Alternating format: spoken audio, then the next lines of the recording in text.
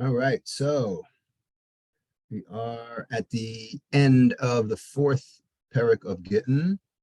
So this week I wanted to do something a bit more academic, a little less controversial than the last couple of weeks. We'll stick to more mundane issues. So let's learn Gittin Daf Mem Zayin. All right, yesterday's Daf. The Gemara had brought down a interesting machlokes between Rabbi Yochanan and Reish Lakish. Okay. The machlokes is as follows. We are on 47b, right smack in the middle of the page. Daf Mem Zayin Amud Beis is right in the middle. Gemara says, Itmar, Hamocher Sadehu Lepeiros, Rabbi Yochanan Omar maybe the Koreh, Reish Lakish Omar maybe the Anu Koreh. Okay, so right off the bat, we have a machlokes.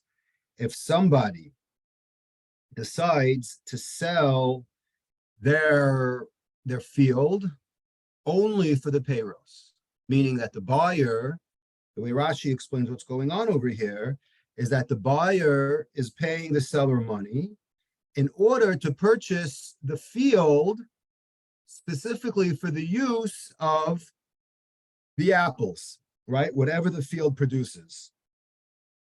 Okay, that's called hamocher sadeh lepeiros. Rashi says, for example, you sell it for 10 years and you basically get the produce of what the field produces for 10 years. And then after that, the sale goes back and the person ends up just with the buyer ends up with 10 years worth of fruit. And that's what the whole deal is. So the Gemara wants to know, now we're going to discuss how that even is possible, but before we get to the details, the Gemara wants to know what happens when it comes to the bikurim, meaning what's the problem? The problem is when you bring bikurim, there are certain words, there's a whole chapter in at the end of Dvarim in Parshas Kisavo, where you describe, you have to say what we call mikra bikurim. Okay, we learned it last in, if you remember, in Sota, in the 7th parak. Right, Shmuel, I think that was the day we were near Har Sinai, was where we talked about what language the bikurim had to be brought in. What do you mean near Har Sinai? We were at Har Sinai. Sorry, okay. Right? Now, one of the psukim that you say when one bought the bikurim was that you thank God and you say the words al hadama asher natata li. Again, you're bringing bikurim, right, the fruits, and you're bringing them to Yerushalayim, and you're thanking God to bring fruit from land that He has given you. So the problem over here is this considered land or not? Meaning you definitely bought the rights for the fruit. But if you want to dissect the situation, you would wonder, well, do I actually own the land or I just own the fruit? Okay, so that happens to be a discussion that the Gemara has now. So the question is, as the Gemara now goes on to say, what is this machlokas hinging on? So the Gemara says, well, how do you look at buying the rights to something versus buying the product outright? Okay, so Reish Lakish, so Rabbi Yochanan Amar Mevi V'Koreh, Reish Lakish Amar Mevi V'Enu Koreh, Rabbi Yochanan Amar Mevi V'Koreh kinyan peiros kinyan haguftami, Reish Lakish Amar Mevi V'Enu Koreh kinyan peiros lap kinyan haguftami. So this is a very, very famous discussion that we have in 4 or 5 places throughout the Talmud. It has to do with what we call kinyan peiros, right? Obviously, this person has the benefit of what the field produces, but we want to know, does that kinyan peiros, which literally means in English, the acquisition of the fruit, meaning the fact that this buyer has rights to the fruit, does that mean that he actually owns the real estate or not? Is that like owning the guf of the karka or not? Now, let's analyze this a little bit, Because the first question we have to ask ourselves, or let me rephrase it this way, the assumption is that the sale actually could happen, or else the Gemara wouldn't be disputing whether or not you bring Bikurim or not. I'm sorry, whether or not you say a certain parsha, right? The assumption is, well, of course, right? You bring Bikurim, but how in the world does the person buy just the peiros if the land isn't included in the deal, right? Because after all, this smacks of something that we have seen in Gittin. We've had it a number of times. We're going to have it in Kiddushin.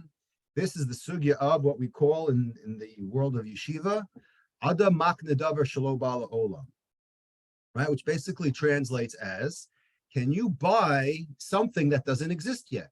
Right? We have this every day on Wall Street where we have future contracts. We have it on Main Street, right? Where we're buying, gas that doesn't exist yet, right? You put in an order for something that doesn't exist yet. So how do you buy something the Talmud wants to know that doesn't exist yet?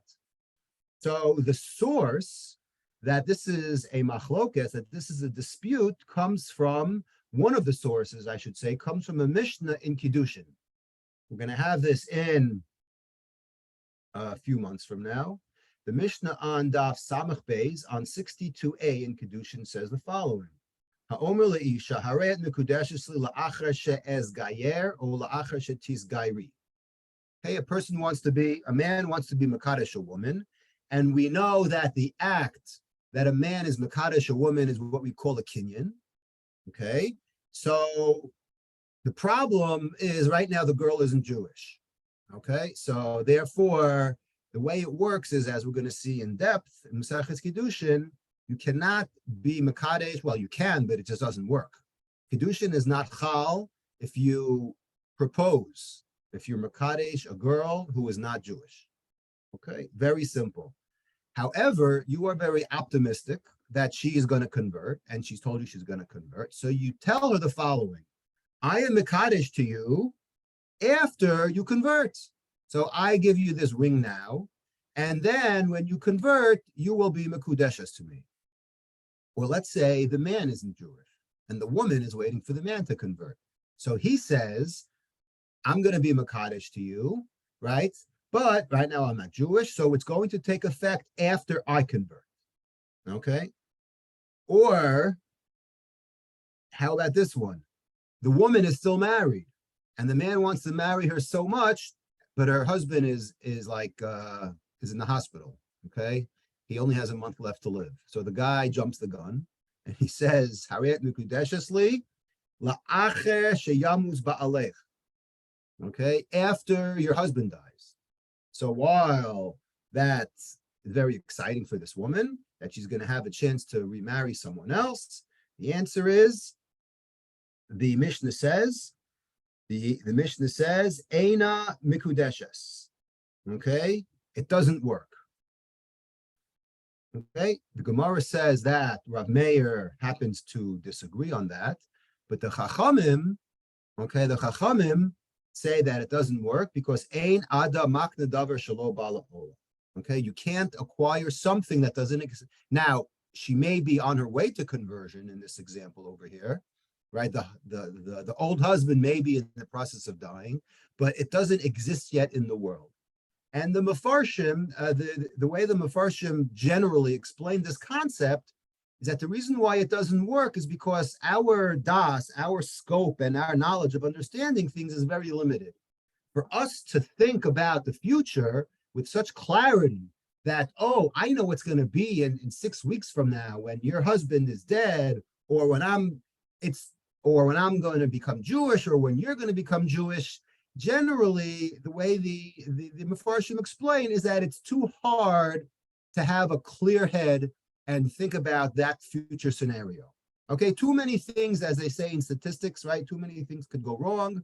So therefore, because it's not 100%, it's likely it could happen, but because there are always bumps in the road, things aren't exactly as what they seem.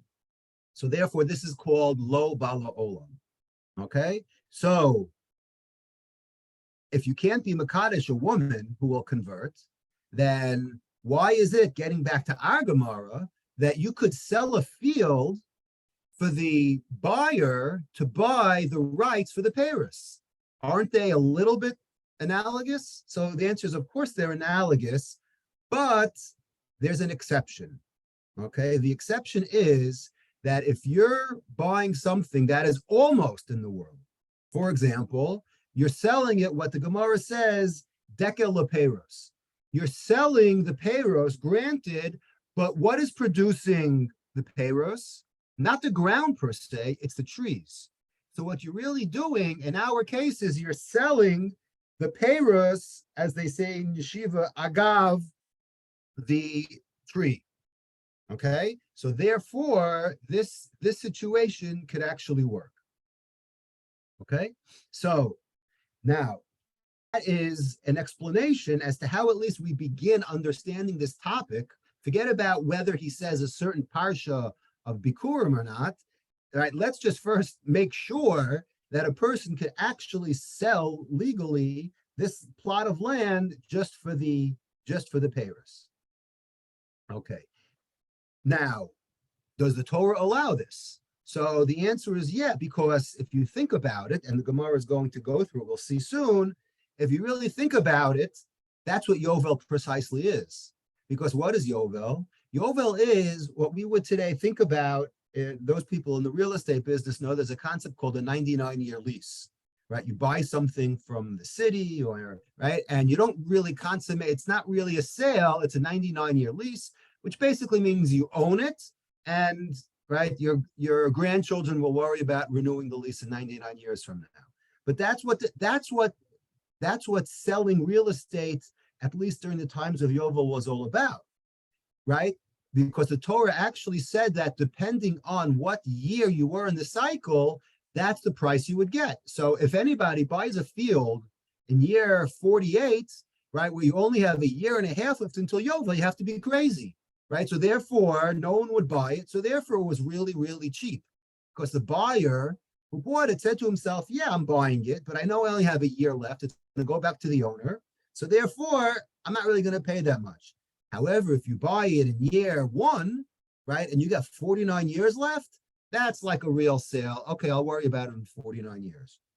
So that's what, in fact, but that's what really Yovel is. But before we get to Yovel, let's ask this question, right? Meaning the question is, who cares? Well, we already answered that because it comes into fact by Bikurim, but generally, why do we care so much about who owns the land? So it has to do with a very specific pasuk that we say, okay? If you look at the pasuk is, I'm going to read it from Parshas Kisavo. Let me just open it up 1 second.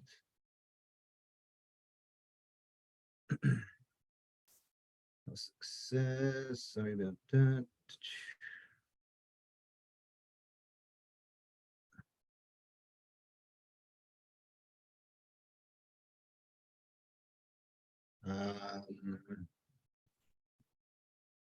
It says, "Vayivienu al makom hazeh v'yitan lanu es haaretz hazos eretz havas chalav v'dash." That, I'm sorry.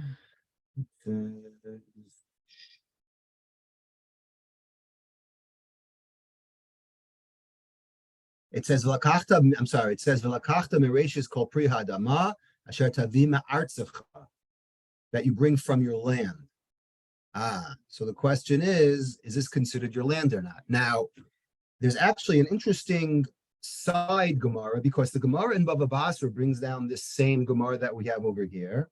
But I just want to read from it, because the Gemara in Bava Basra, where the Sugya also appears, on Daf Kuf Lamed Vav, if you're keeping score at home, if you have a Bava Basra in front of you, page 136b, right? Bava Basra is a long Gemara, is a long Masechta, all the way at the end, on page 136, on Daf Kuf Lamed Vav Amud Beis. So in Bava Basra, we don't have Rashi, but we have the Rashbam. So the Rashbam says the reason why you don't say the Parsha of Bikurim because you can't say the word in the pasuk ha'adama asher nasati li. Okay, this is what the Rashbam says. Rashbam says she'eno yachol likro hadama asher nasata li, because after all, technically, if you're technical, the land you didn't buy, you bought only the peiros. Umihu b'hava chayav. So the Rashbam asks a question. He says, hold on a second. Why are we splitting the baby? It's weird, right? Because on the one hand, you don't say the parsha, but what about bringing bikurim to begin with? Maybe we shouldn't bring the bikurim, says the Rashbam. Umihu b'hava chayav t'chziv asher tavi ma'artzecha. Right? So the one part of the pasuk, we can't be Makayim. When the pasuk says Ha'adama asher nasati li, we can't be Makayim. But we are Makayim, the pasuk that says that I just read, asher tavi ma'artzecha. What's the difference between Ha'adama and ma'artzecha? The Rashbam wants to know. Shaharei shibed lo yenikas hakarka lepeirosav. Because the eretz, because the ground, you actually need the ground. Because if you chop down the tree and the ground isn't helping it grow, then you're not going to get the peiros. So obviously you need the ground for something. So therefore you need the sustenance from the karka in order to let the peiros grow. That's why you could say asher tavima artzecha. The problem with this is Tosfos does not buy this at all. Tosfos on Daf Kuf Lamed Vav says, I don't get it. He quotes the Rashbam and he says, V'teima, he says, I don't buy the fact that the Rashbam is splitting the baby over here. He says, Di karina be'ad mascha, karina be'nami min hadama asher nasati li. If you could use the word ad mascha, then you also have the word hadama asher nasati li. What's the difference between adama and artzecha? Right? They're both needed for the tree, which you need for the peiros. So why does the Rashbam favor, right, one word over the other word and say, yeah, you can't be koreh, right? You can't say the special parsha because you can't say asher nasati li, but you have no problem saying asher tavi ma'artzecha. So Tosfos doesn't like the Rashbam one bit, and he says in the end he answers that v'nira shetiknu merabanan lahavi mishum kinyan peiros. He says the truth is that it's all midrabanan to bring it because we hold kinyan peiros counts. Aval kriya lo mishum demechse keshukra. When you're reading it, yeah, bringing it, you could bring it and do nothing, and people aren't going to question you. But if you live next to someone and that someone goes and knows that you don't own it, and you're reading the pasuk, it looks like you're lying. So therefore, you can't read the pasuk, right? Therefore, you can't read the pasuk hadama asher nasati li, because it's not your adama, but you could still bring it. So okay, so that at least satisfies. So that at least satisfies the, that part of bringing the bikurim. So that's the way Tosfos holds.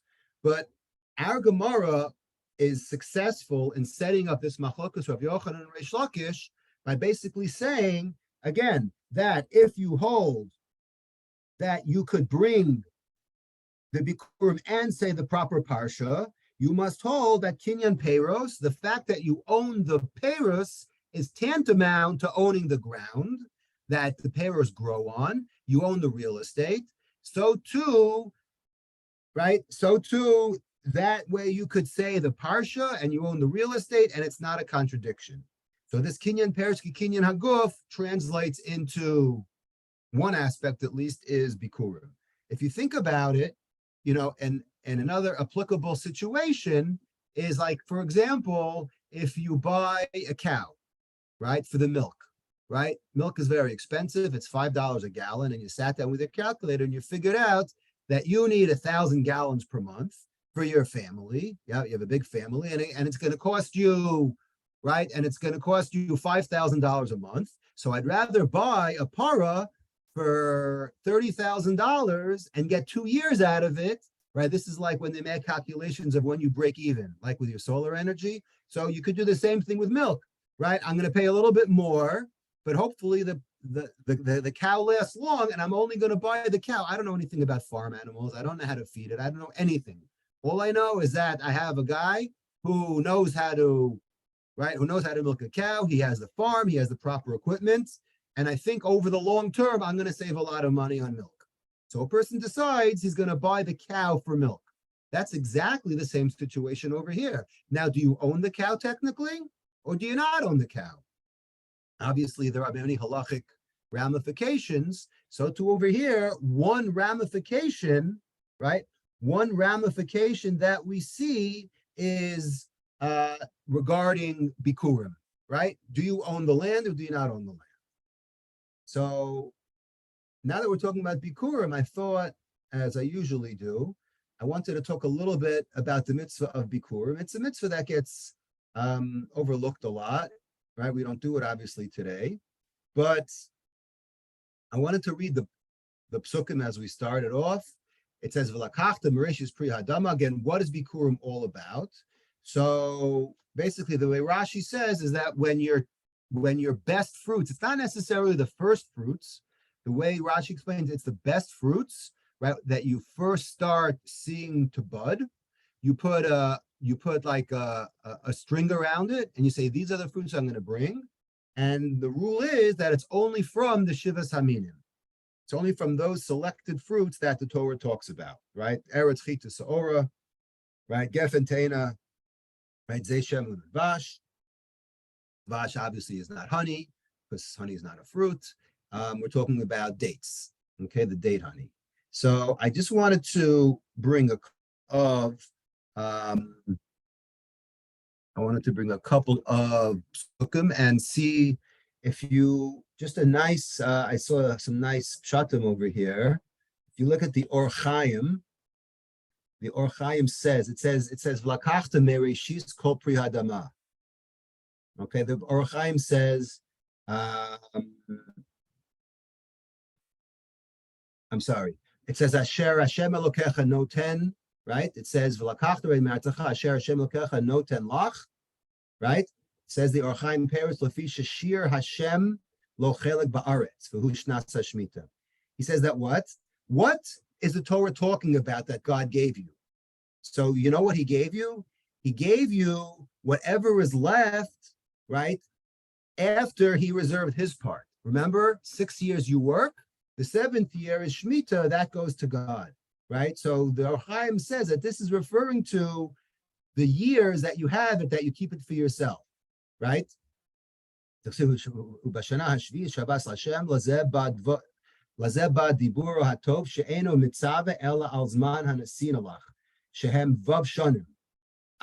again, it's talking about that bikurim only applies to the first 6 years where the farm is actually yours. He says, keep in mind that the 7th year, you don't have to bring bikurim, because after all, the 7th year, your field is what we call hefker, right? So therefore, it doesn't apply during the 7th year of bikurim. Now, what is bikurim all about? So I found the beautiful medrash, because if you look at the psukim, it says that what? It says that you bring the fruit, and then in Pasuk Gimel, it says, Uvasa el ha-kohen, asher yeh b'yimim v'amarta elav, then you start talking to the kohen. And you tell the kohen, Higadti hayom Hashem Elokech, givati el haaretz asher nishba Hashem lavotenu laseis lanu. Okay? So the pasuk says, "Ve'amarta elav." You go to the kohen and you start to say to him. Now, what are you saying basically? So the Medrash says 3 words, and this is what bikurim is all about. She'encha kafoi tova. You should tell him that you're not ungrateful for everything that's going on. And that's what bikurim is really all about. It's taking something that you think is yours, right? But it's not really yours because God gave it to you, and you're giving it up to someone else. And that is the ultimate level of showing your, right? Of showing gratuity, right? The fact that you are able to give up something of yourself for someone else, that is what we call she'encha kafoi tova. You're not ungrateful, but on the contrary, you show, right? You show gratitude, because that's what the mitzvah of bikurim is all about, which is gratitude. I saw, just as one last shot, usually I try to find the Kli Yakar. The Kli Yakar says something very beautiful over here. He says, if you look at the introduction to basically the first pasuk of Kisavo, the introduction to it, it says, V'haya Kisavo la'aretz, Asher Hashem Elokecha noten lecha nachala, v'yirishta v'yashavta ba. Okay, so pay attention. It says when you should come into the new land, right, that God gives you as a nachala, as a heritage, the Yerashta, you should be yoresh it, right? You should inherit it, possess it, and then the Yashavta, and you should settle in it. So that's a lot of steps. And then you bring the Bikurim. Says the Kli Yakar, Lo matzinu lashon v'yarashta v'yashavta b'ki'im kan u'b'parshas hamelech. The Kli Yakar says, if you look at throughout the whole Torah, you won't find these two things together, juxtaposed. Settling in the land, possessing the land, right? V'yarashta, v'yashavta, and settling in the land. So you find it by here, and you find it in Parshas Shoftim when the Torah talks about how you should elect a king, right? After you come into Israel and you inherit it and you're sitting in it, then you could elect a king. Why? Lefisha achar yeshiva v'yerusha, because what happens after people are settled, right?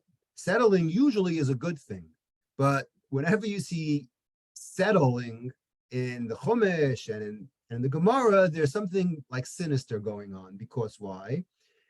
The words of the Kli Yakar is because Lefisha Acher Yeshiva v'Yerusha Yishamen Yisrael v'Yivat. He's quoting a pasuk, I think, in Hazinu. Correct me if I'm wrong. Right? Yishamen Yisrael v'Yivat. It's pasuk in Hazinu, which basically says that we rebel after we're satiated. Right? We start to kick. Right? We start to rebel when right? And Gemara says elsewhere that you only start to rebel only when you're satisfied.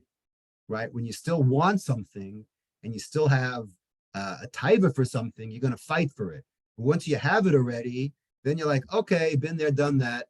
Then you start to get bored and you rebel, right? And I think it says, right? You only start to rebel when you're satisfied with everything and you have nothing left to conquer, right? So the Kli Yakar says over here, V'yishalu lahem inyan Yisrael kol hagoyim. Kach Parshas Bikurim, Haisa hakavana lahachnia rum levavam. The point of Bikurim is to dampen your excitement, right? Don't get too high on yourself. There's a Kli Yakar. Asher achar Yerusha v'yeshiva yasiem libam lomar ki lahem haaretz. After you conquer the land and you're settling in your house and everything is working out for you, then you're going to say, wow, right? You feel very haughty. Right? Haughty, haughty. Lomar ki lahem haaretz. This is our land, right? Ubacharbam yerashuha, and we destroyed the enemies, and we now conquered this land. V'yishkachu et Hashem, and you forget God, right? You forget that God was kind of involved, right, in your battles.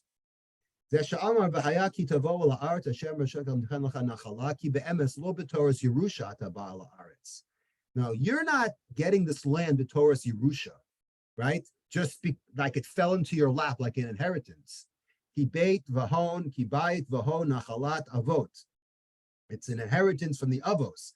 Aval mahashem haaretz natun alacha. God gave it to you b'matana almanas lahachzir. Right? The Kli Yakar uses an expression that we use. Matana almanas lahachzir. It's yours, but it's only temporary. Elav gemula v'lishma kol mitzvahs, to follow all the commandments. Hold on to it like a yoresh. View it as if it was a Yerusha from your great-great-grandparents via Shavtaba. Okay, he goes on to say it, but that's something very interesting, how that's what, like we said, gratitude, that's what Bikurim is all about. Don't think that this was so simple that you just got your house now and you're settled and everything, right, and you're going to sail off into the sunset, everything's going to be great.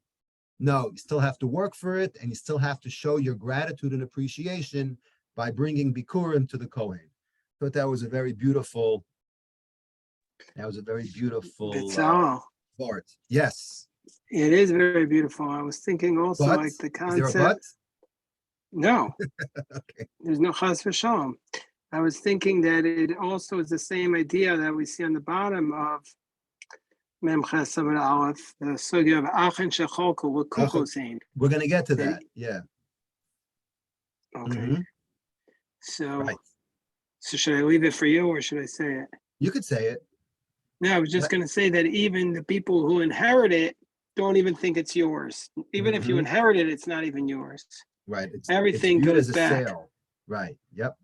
It's viewed as a sale and it all returns in Yovel time. Okay, very nice.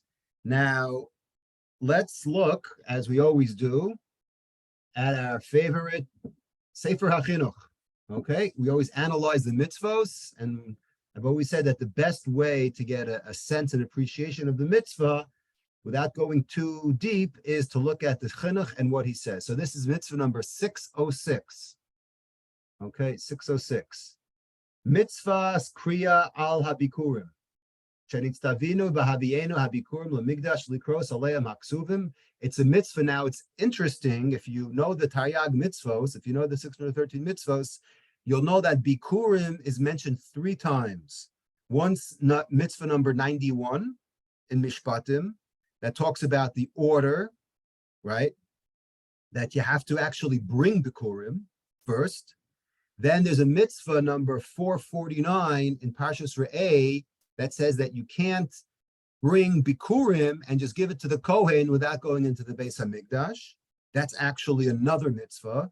And the third is number 606, we're going to read now, which is not necessarily bringing the Bikurim. It's actually saying over, it's called Mikra Bikurim. So don't confuse, and we have already seen in the Gemara that you could bring it, but you may not necessarily have to say the Parsha. So the Chinuch picks up on that and says, yeah, number 606, if you're keeping score at home, is the mitzvah to actually say the Mikra Bikurim, not to bring them per se, because that is mitzvah number 91 in Parshas Mishpatim.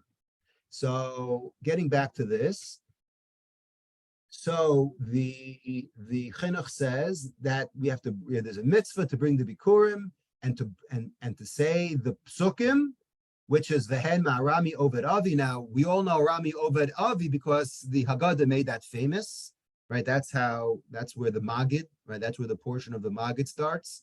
But if you remember, the Gemara in Psachim discusses whether that's, right, Messiah Bignai, right? We start off on a bad note, which is what that Lavan, right, employed Yaakov, and things turned downhill. They went to Mitzrayim, but it ends on a good note, right? A few hours later. Or depending on how long your Seder is. But anyways, so that's called Arami Oved Avi. Ad hine heveti et reshis priyadama sher nasatili. Valzanemar vanita v'marta t'nei Hashem V'zot, I'm reading the Chinuch, V'zot ha-mitzvah yikru'u zechronim levracha mikra bikurim. This is, in a sense, mitzvah bikurim, to read the psukim over in Parshas Kisavo. U'mitzvos haba'asan kasafti b'seder mishpatim. Okay, so that's what we said before. Mishpatim was actually bringing that. And we're going to double over this mitzvah over here because of Parshas Kisava also talks about it. Ukvar Noda, it's very well known, says the Chinuch, everybody knows, Ki harbe min ha-mitzvos nichpala b'Torah. That it's not the first time that many commandments are actually repeated in the Torah. Okay, we have that many times. Ukulan le'inyan l'tzarech gadol. And there's a reason, there's a necessity why we do it.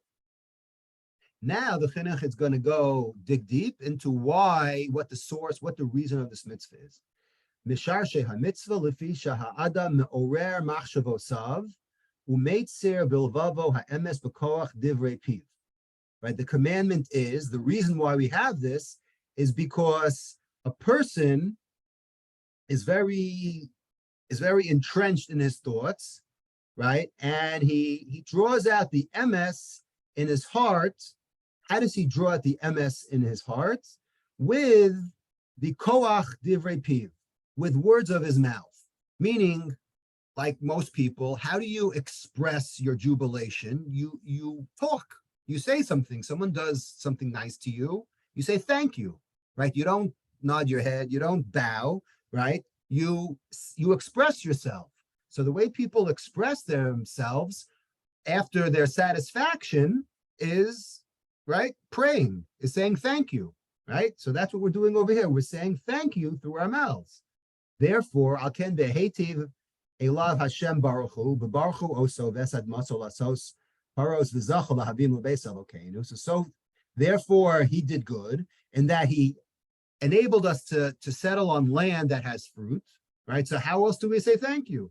We say thank you by going to the Beis Hamikdash, right?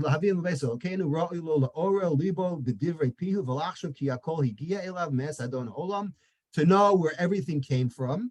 Right? To thank God, basically. So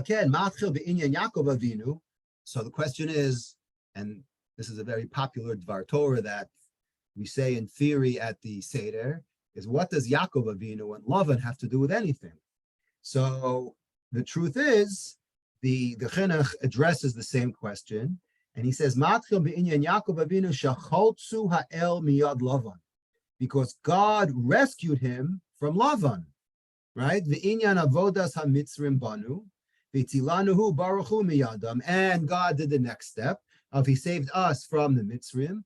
V'achar hashevach mevakish milfanav lehitamid habracha olav, mitochis oris nafshu b'shvach Hashem b'tov azochu u'mizbarach as artso. Right, we bless God, and then we bless the land. Very beautiful words of the both. I mean, it's somewhat predictable, why we would want to thank God for, right? We thank God after we eat, so therefore we thank God all the time. So this is another instance where we show, right, to quote the Medrash, that this is all about she'encha kafui tova. We do this to show our gratitude for everything that we get from God. Okay, so let's get back to our Gemara for a minute. So we had this machlokas about kinyan peiros, kinyan haguf. Then on the bottom, the last line of Mem Zayin Amud Beis says va'azdul tamayu. The truth is, Rav Yochanan and Reish Lakish stick to their guns. The itmar hamocher sadehu bizman sheyovel noheg. So the Gemara says, now that we have a whole introduction that it's possible that it's a machlokas whether you actually say this chapter of Mikra Bikurim or not, depending on whether or not you believe that you actually own the real estate that the tree is on, right? So that machlokas is functional through another machlokas of if you sell your, right, sadeh bizman shehayovel noheg, right, in the days when there was the concept of yovel, meaning, as Rashi explains, anytime you sold your land in the times of yovel, we all knew that the seller was going to get it back. So what kind of sale was it? So that's what we said in the beginning. Well, the buyer knew that if he bought it in year 20, he had 30 good years. So therefore, he paid for 30 years worth of what? For 30 years worth of fruit, right? Because everyone knows that your only benefit you have from the ground is the fruit. Because you have to give back the actual field at the end of 30 years. So Rav Yochanan Omer Mevi v'Korah, Shlakish Omer Mevi v'Eno Korah. Reish Lakish says, you're right. You never would ever say Bikurim, the parsha of Bikurim in the olden days when Yovel was Noheg, because kinyan peiros is not the same as kinyan haguf. You could own the trees and the fruit all you want, but you never own the land. Okay? Rav Yochanan says, no, you do say the parsha of Bikurim on the third line. Rav Yochanan Amar Mevi v'Korah kinyan peiros kinyan haguf dami. Okay, fine. So the Gemara at least establishes what we were all thinking, that it is possible in the world of Reish Lakish that you wouldn't actually say Mikra Bikurim. That's when Yovel is Noheg. Okay? That's when Yovel is Noheg. If you look further on in the Gemara toward the bottom, Rav Yosef asks a good question. Okay? Look, 1, 2, 3, 4, 5, 7 lines from the bottom. Okay. Amar Rav Yosef. Ilav dam Rav Yochanan kinyan peiros kinyan haguf dami lo matza yadav v'raglav beis hamedrash.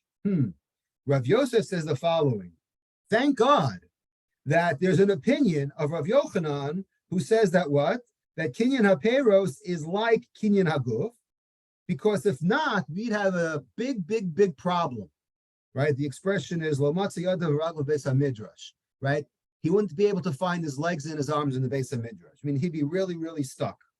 Why? Because on the one hand, Rav Yochanan says kinyan peiros ki kinyan haguf dami.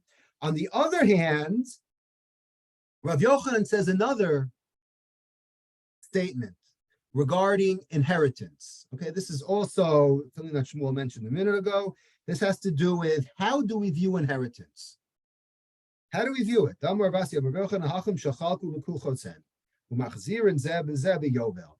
Okay, a father dies. He has 5 sons. Okay, Reuven, Shimon, Levi, Yehuda, Dan. Right, they all split up. Right after the father dies, he has 5 fields. He has 5 sons. So every single son gets a field. Great. Okay, Shalom al Yisrael. The question is, how do we view their acquisition? Yes, they inherited it. But what happens 50 years from now in Yovel? Do we view the fact that they inherited, are they inheritors? And therefore there's no rule of giving back to Yovel? Or do we view them as lekuchos? Meaning, we don't know what and this has to do with Breira. We're not going to get into Breira again because we spent time on it. But do we know what the father thought when he died, who gets the land? We go, no, we have no idea what happened. So therefore, because we have no idea, we view them as lekuchos. We view them as purchasers. And they could have got their right lot, or they could have not got their right lot. We have no idea if it was meant for them. So therefore, what ends up happening, the Gemara says, is that every 50 years, they have to have a family meeting, and they go back and they switch lots, right? And they actually return it to the way it was, and then they do it all over again, right? Because if we hold of Breira, right? Remember, Breira gets us out of trouble. If you hold to the concept of Breira, then what? Then you could say, oh, this is what the father really meant. That the field in the east goes to Reuven, the field in the west goes to Shimon, the field in the north goes to Levi, the field in the south goes to Yehuda, v'chule, v'chule. That we could rely on the concept of Breira. But because Rav Yochanan doesn't hold of Breira, we have no idea what the intent was, right? So therefore, we have this concept of Yovel, and therefore they're viewed as purchasers. And when it comes to Yovel, because of the mitzvah of Yovel, right, it gets all reverted again to the original owner, right? So, yes. Doesn't matter what the father's intent was. It Right, can't so be that's that not it be so clear. This is No, on but the it's pretty. assumption that we had no idea what he wanted. I would say it doesn't matter even if we knew what he wanted, because the Gemara says So then there's no otherwise. Breira. No, You 1 can't- second. Yeah, go ahead. Because the Gemara says otherwise we would never have a case of So we're going Mikra to get to that. Bikurim. No, Right. but that means even if the father says his intent, we wouldn't have a case. So it You wouldn't doesn't have a matter case. if we know his Okay. intent. Right. So, okay, so let's just continue. So the Gemara says, okay, so if Rav Yochanan says that the field goes back every 50 years and they have to have this family meeting and say everything that we did 50 years ago, right, we're going to undo. But if you're telling me that what? That the land is never theirs, so what does that really mean? That means that after the father died, let's say it was year 20 in Yovel, so they have it for 30 years. So in 30 years, they have their family reunion and they say, we got to give it back, right? We have to undo what we did. So, okay, so they undo what we did. And then 50 years later, they do the same thing. And it's in the will, and everyone knows, every grandchild knows that the land that they think that they own in 50 years, based on history, they're going to lose and get another field. That means that the field isn't their field. And if you continue that logic, if it's not their field, now they may own it, but they don't own the goof. They own the peiros.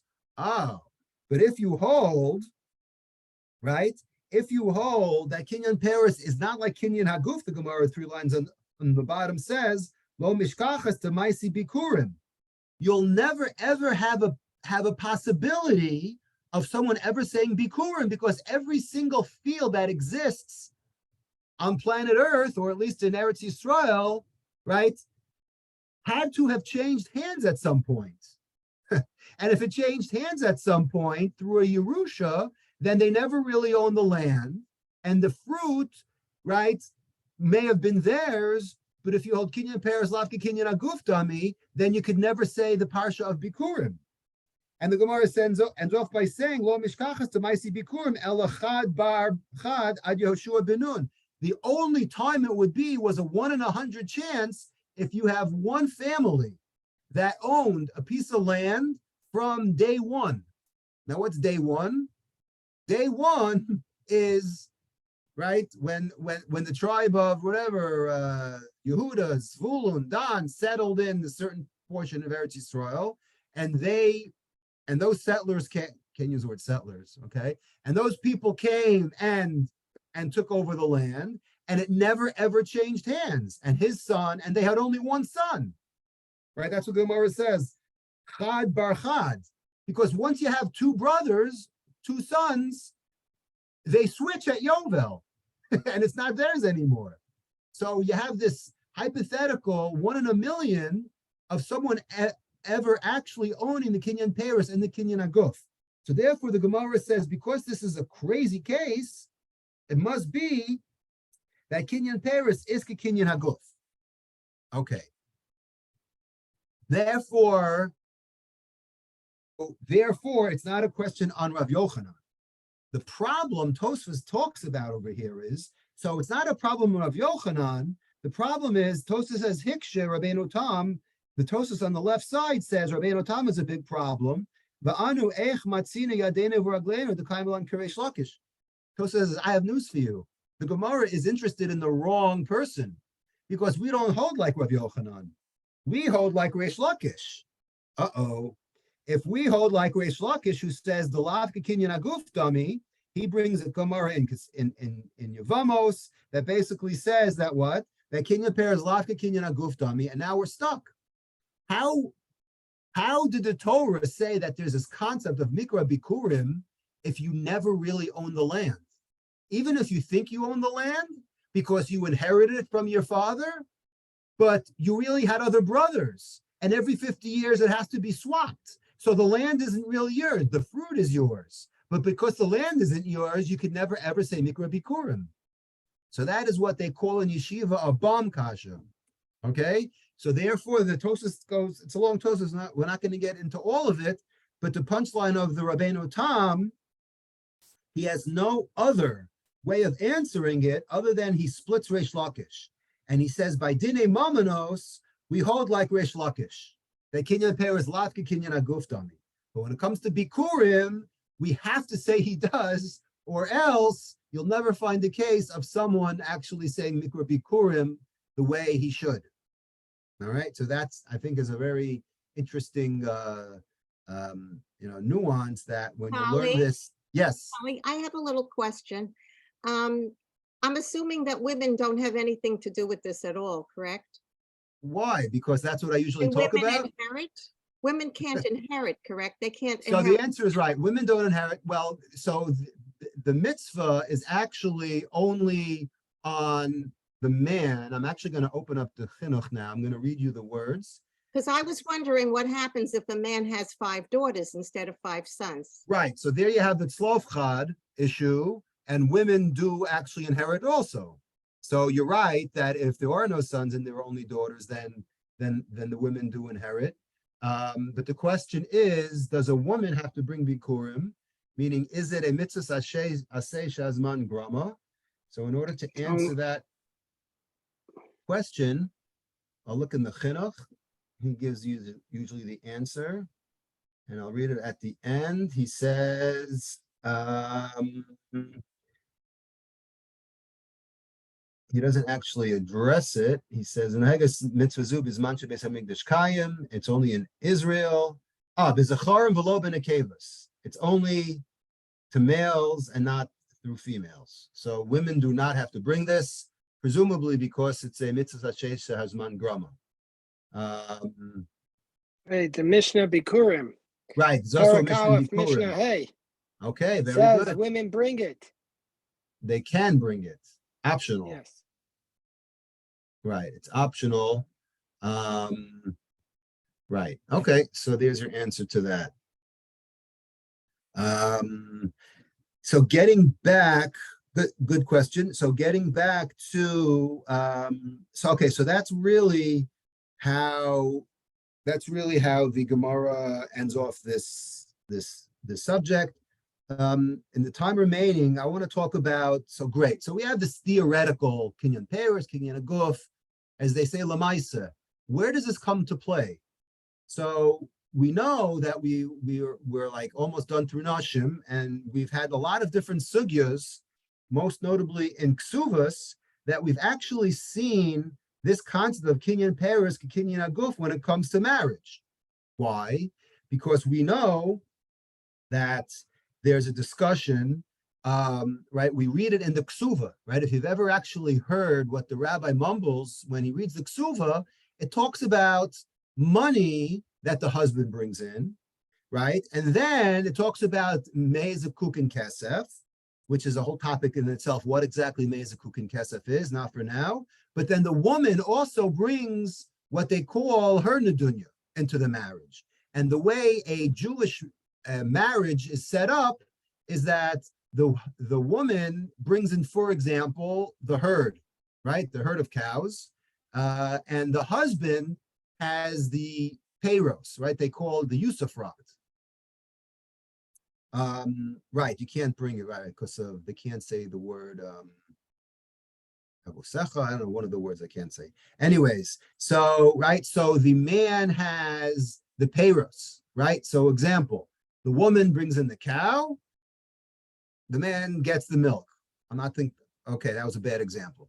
The woman brings in the goat, the man, right, can shear the wool, right, of the lamb, and that's called what? That's called the peiros.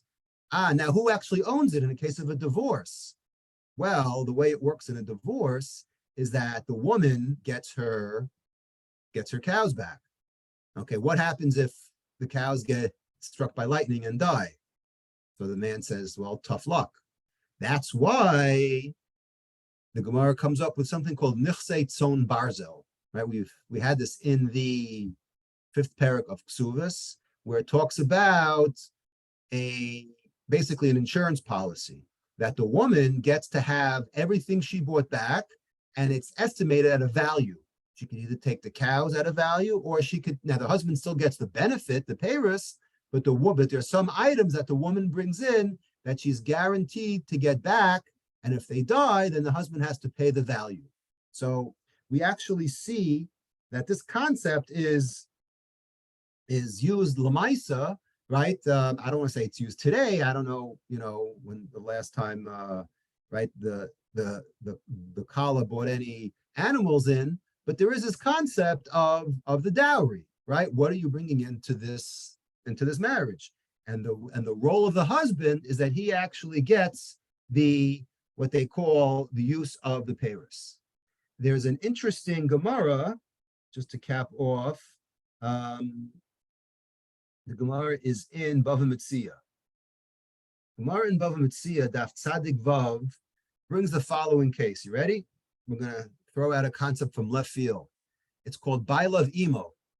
When it comes to the Shomrim, right, if you remember in Parshas Mishpatim, one of the Shomrim is a Shoel, right? If I lend you something, right? I'm not a Shomer Chinam, I'm not a Shomer Sachar, I am a Shoel. Okay? The Shoel, someone who borrows an animal in this case, is responsible, has the most responsibility. Why? Because he's not renting it, right? He is using it for free. So therefore, you are chayav, and even in the craziest scenario where the animal drops dead, that's called the shoel is chayav ba'ones, no matter what happens. Now, there's a special exemption the Torah talks about. It's called Bailav Imo, right? The pasuk says in Bailav Imo lo yishalem. If you happen to borrow the animal, and the owner of the animal, right? and you are employed at that time, you say, I would like to borrow your animal and I'd like you to work for me, right? I don't know anything about plowing, so let me borrow your ox and do me a favor. I'm going to pay you $10 an hour to help me in the field. So there's a special Xeris HaKasav that says that if the animal dies, the Shoel doesn't have to pay. Okay, when we get to it in Bava Metzia, there's a whole discussion. What the reason of it is, we'll save it. Okay, we'll save it for a year from now. But what's interesting about this setup, ready for this? The Gemara wants to know the following. Sha'al, I'm reading on Tzadi Vav, Amar Aleph in the middle. Sha'al meha'isha v'nishal baila. Okay, what if a person goes over to a woman and says, you know, I know that in your family, you have a para. You brought this para in, right? This is your contribution. This is what we call nechsei milug, right? You own it. The husband gets the fur and gets the milk and could work with it, but you actually own the goof of the animal, right? And can I borrow it? And by the way, can I pay your husband to do some work for me around the house? All right. So the animal is owned by whom over here? In the first scenario, I said a simple case. A person owns an animal. He lends it out to someone, and then he's also working. But here, the person who owns part of the animal, right, is working for this person in the field, right? So here you have a case where it splits. So the Gemara wants to know, right? This is a classic Gemara question. Or what about the opposite? Isha sheshala v'nisha labal. Or what if a woman borrowed it? Right? What if a woman borrowed a cow, right? And the owner is working for the woman now, right? So how do we consider this partnership? So the Gemara wants to know, Shalom Yishal Chazron Abal, Mahu, kinyan peiros, kinyan aguf dami olo. You thought it only applied. So now what do we see from this Gemara? We see that we have this concept that it sounds like a real estate question, right? Meaning, do you actually own the land? Do I have to pay real estate taxes if I only own the apples that fall from the tree, right? So it's a classic, topic where it's all like broad ranging. It goes from like Choshen Mishpat, where we talk about real estate. Then we talk about Bikurim. Then we talk about marriage, Ibn Ezer. And now we get back to Nezikin, where the Gemara wants to know what is the relationship between this animal vis-a-vis the husband and wife. The husband, is it considered 100% mine that if I work, that if I'm employed for this person and the animal dies, then he doesn't have to pay for it because it's a case of Baal Avimo? Or am I not considered the Baal because I may own the peiros, but the bottom line is my wife owns the actual animal? So that's a brilliant question. So the answer is, it depends on how we view this setup. Is kinyan peiros kinyan aguf dami, or is it not? And the Gemara in Bava Metzia ends off by saying, well, it depends who you hold like. Do you hold like Rav Yochanan, or do you hold like Reish Lakish? So I thought that was a beautiful cap to show you how this concept, while you think applies to one thing, is very, very broad ranging and has its tentacles in very, very many places in Shas.